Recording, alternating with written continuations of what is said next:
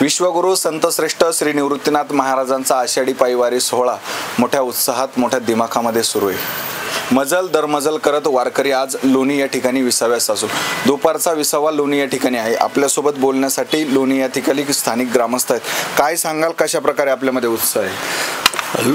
लोणी परिसरातील सगळे भाविक लोणी गाव आणि वैयक्तिक विखे कुटुंबियाचे गाव असल्यामुळे पद्मश्रीपासून डॉक्टर बाळासाहेब विखे पाटील, जिल्ह्याचे पालकमंत्री राधाकृष्ण विखे पाटील, माननीय तात्यासाहेब विखे पाटील, ध्रुव पाटील, सुजयदादा, खासदार साहेब सर्वांचे गावाच्या वतीने निवृत्तीनाथ महाराजांच्या पालखीचे ह्या लोणी गावात आल्यानंतर खूप स्वागत होत आहे। माझे साधारण आता 30 वर्ष झाले मी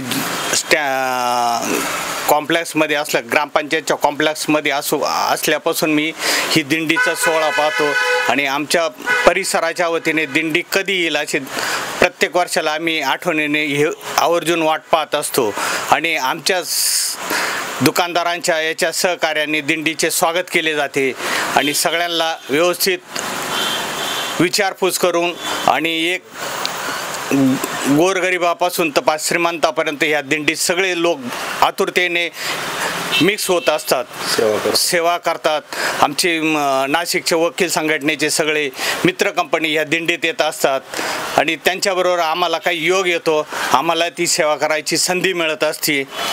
आणि वारकऱ्यांना काय शुभेच्छा द्यायला निमित्ताने?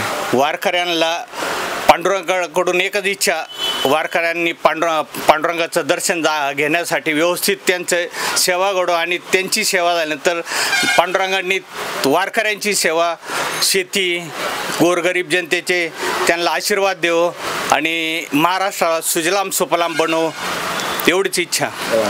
रामकृष्ण हरी।